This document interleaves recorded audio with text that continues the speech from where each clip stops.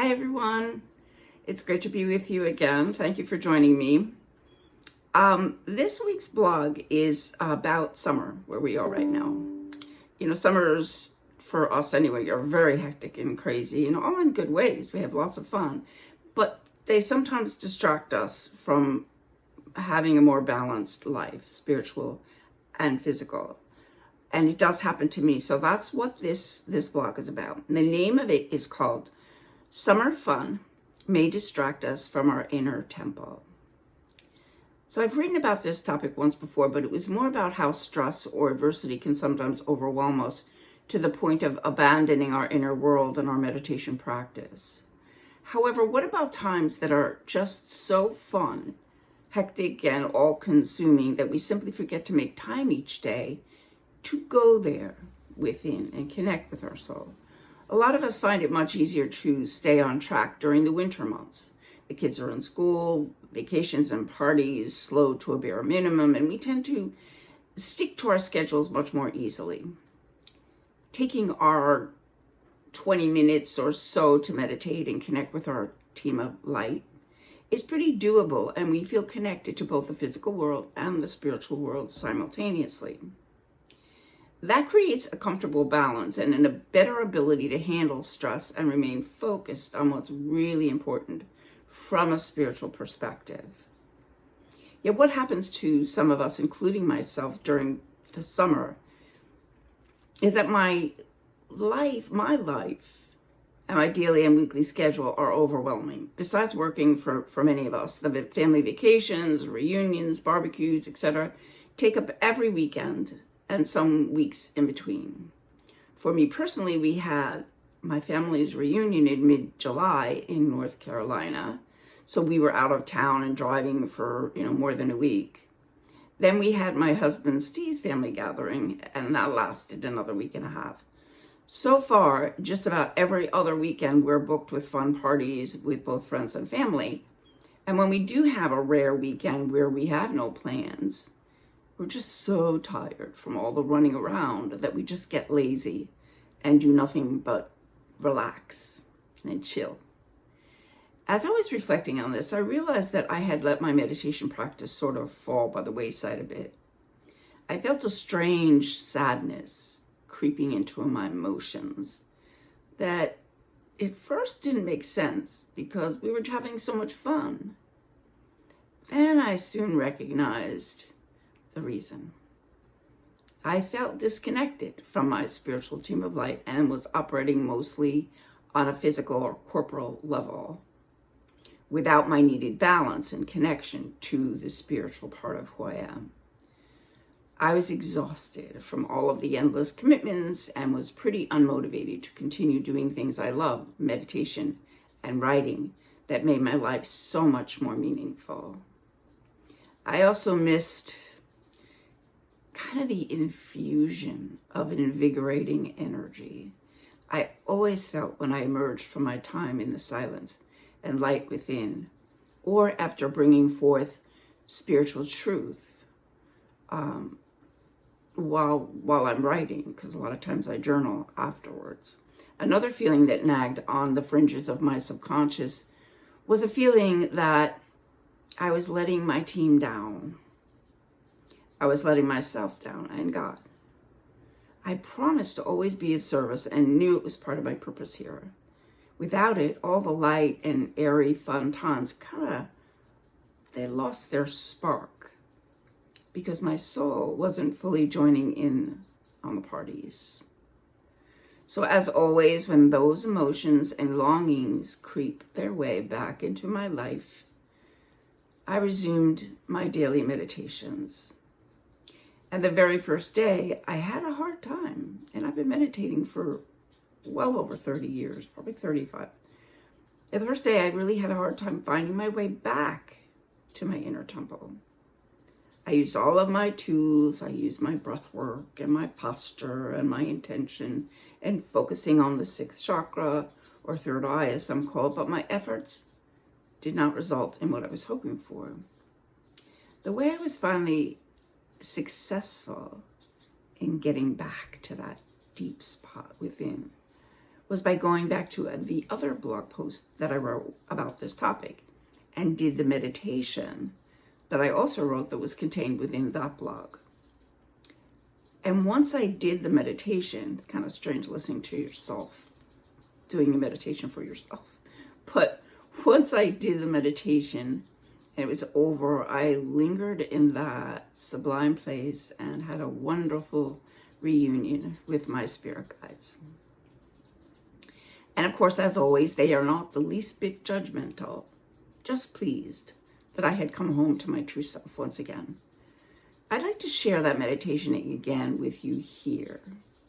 So if you don't have some time here, you can always come back to it later.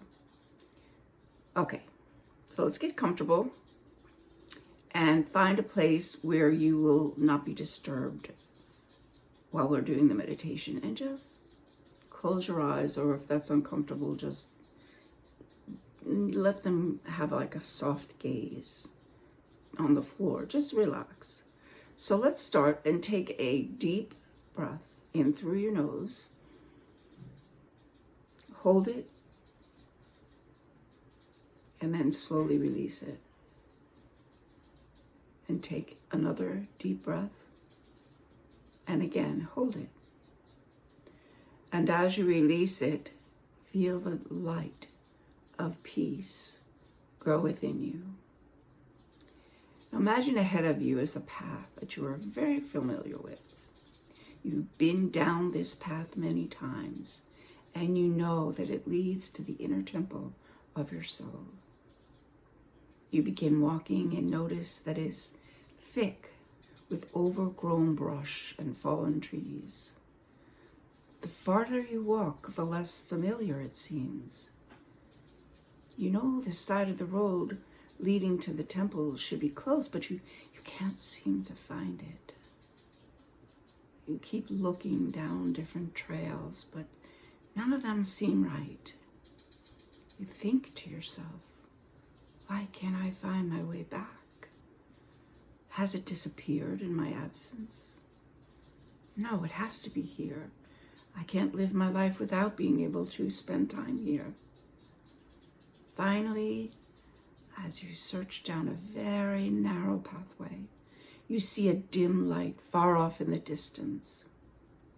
You decide this must be the one, so you walk, slowly picking up branches and climbing over fallen trees until you reach the end.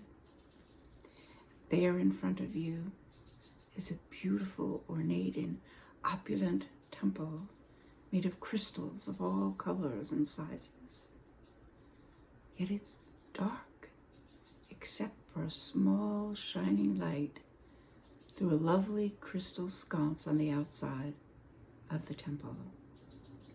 Fear begins to rise in you as you wonder if your team of light had waited too long and decided that you were going to never return.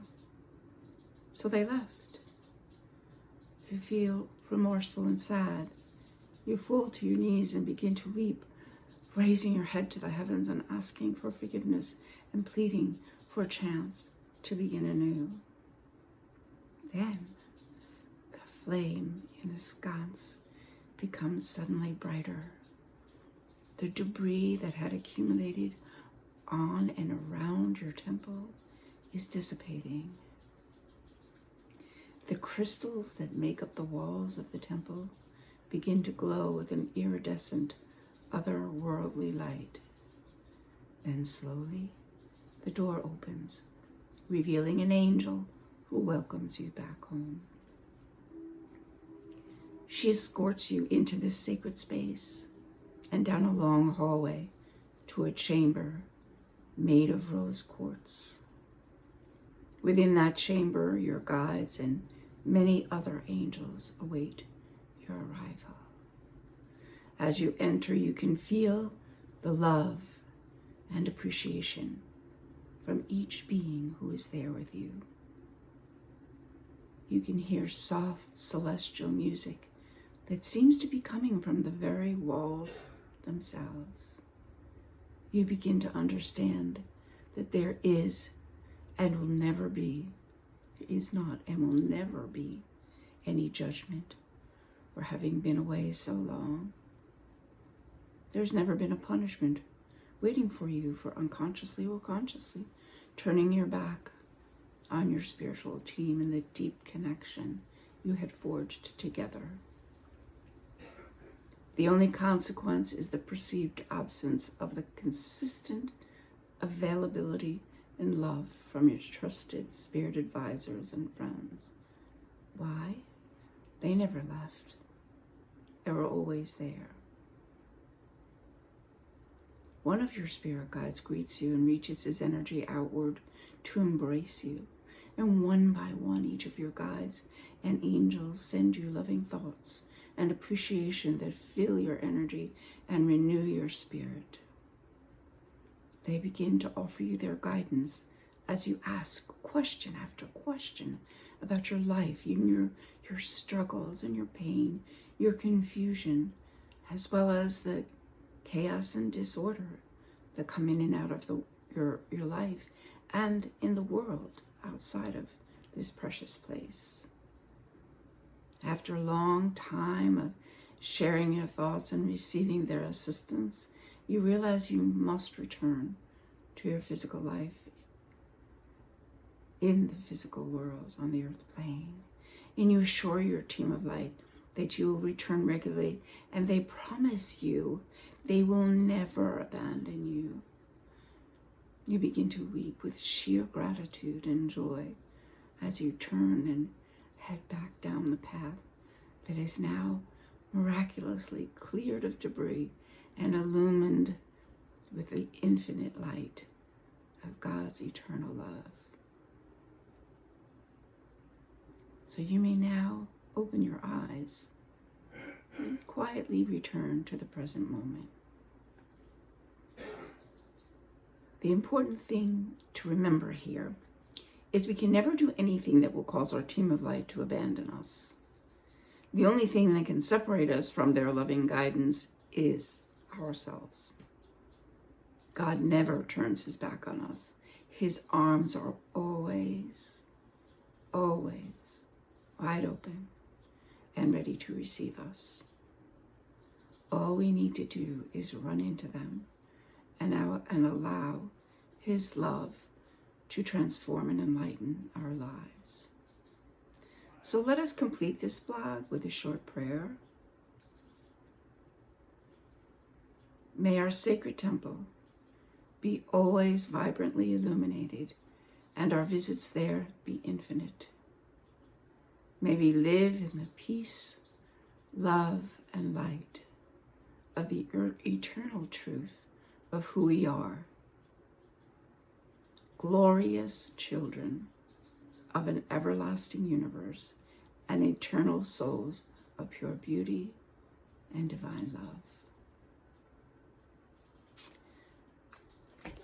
So I hope you enjoyed it, and you can always come back to these meditations whenever you feel that feeling like you've been away too long and disconnected. You can come back and do it again, and it helps you to get back in there and reconnect. So thank you again for joining me. I don't want to go on too long because this one is a little bit long. So it's good to be back with you. I appreciate you all so much for trusting me with your heart and your soul and to have a little place in your life. So have a wonderful week, everyone. Namaste.